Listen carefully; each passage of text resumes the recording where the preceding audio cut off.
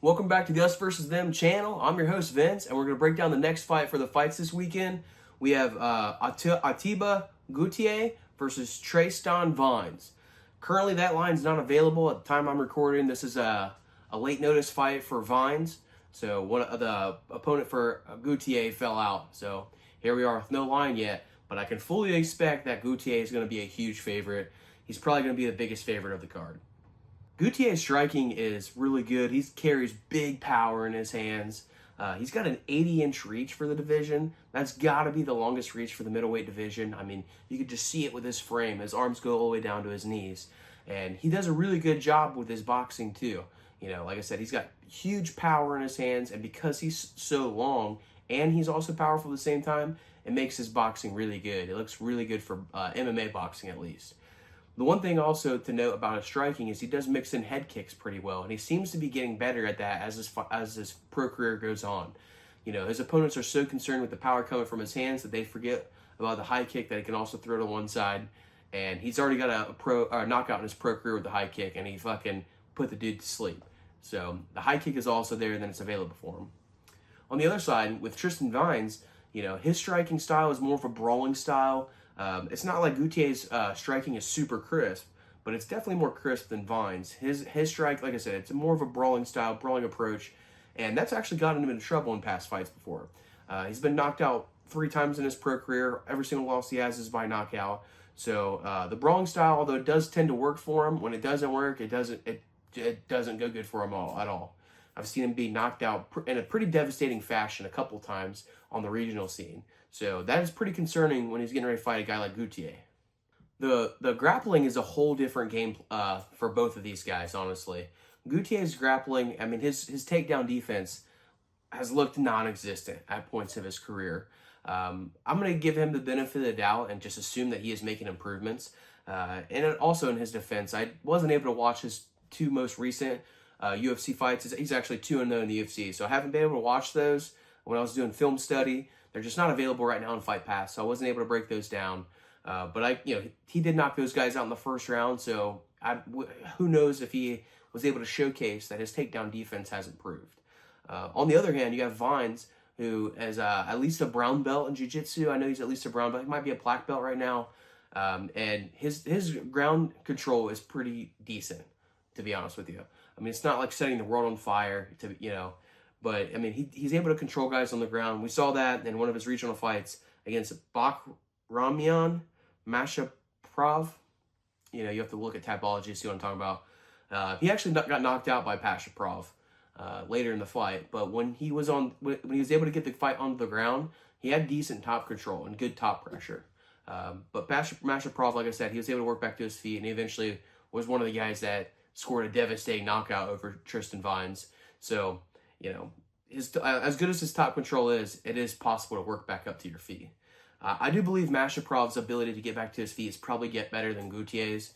Because Gautier, you know, we saw in his Contender Series fight, he made 0 efforts to get back to his feet in the first round when he was taken down. He spent probably the last half of the round on his back and just in closed guard and keeping himself safe.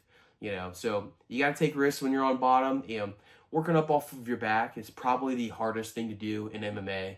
It's not easy to do. The technique, you know, to get the underhook kind of shrimp out, use the cage if it's there available for you, and slide up against the cage. And the whole time you got to worry about guys jumping on your neck, punching you in the face. It's not easy to do, you know. But it is always good to see guys make attempts, you know, because the more attempts you make, eventually you're going to find the success you're looking for to get back on your feet. Gautier, like I said, in his Contender Series fight, he just wasn't doing that. In Tre'ston Vines' past fights, I have seen that he's able to work okay on the cage, getting guys against the cage, kind of pummeling inside, and finding some knees up the middle. He doesn't set up a whole lot of knees, to be honest with you. He probably can get a little more active with that, especially given the fact that he's not super proficient at actually getting fights to the ground.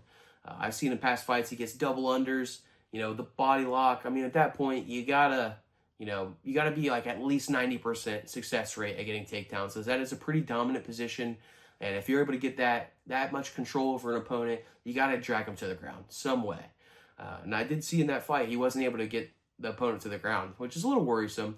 He kind of transitioned to a single leg at one point and wasn't making the right right moves to actually score the single leg takedown. Single leg takedowns are probably the lowest finishing percentage in MMA. So I don't really judge him too much on not being able to score the takedown with a single leg, but not being able to get the takedowns with the body locks is a little more concerning for sure. For my official prediction, this one's kind of a layup, to be honest with you. I do believe that Gautier is going to be able to find the chin at some point and get the knockout. Like I said, the line on these fight, even for the money line fight, it's not available right now at the time I'm recording this. So of course, like the method of victory prop is also now available for me to tell you what it is. I wish I had that information for you, but I don't. One thing I can almost guarantee you is that we're not going to get a good line on that. I'm expecting minus 250 or somewhere in that area for the knockout, and I just don't fuck with those at all. If it's a minus 250 for a method of victory, that price tag is just not even close to good enough for an exact method of victory from the exact fighter. Even though I do think this is kind of a slam dunk, we got to remember this is still a fucking fight. Anything can happen. So, if it's that minus 250-ish range, I'm not even going to come close to touching it on a parlay. But the one thing I would probably consider on a parlay, depending on what the line is a first round KO by Gautier. I do believe the first round KO is also pretty much a slam dunk, almost as much as a KO in general. So I'll have to let you guys know when we on the Friday video, when we actually release the parlay videos, on what direction we're going to go. But I can almost guarantee you we're not going to go the money line or the method of victory route exclusively. That's all I got for this breakdown. I do like our breakdown on that one. I think it's kind of a slam dunk. It doesn't take much of our thinking hat to figure that one out. But stay tuned for our next breakdown. We're getting to the meat and potatoes of this card for sure. We got Joe Pyfer versus Abus Magomedov.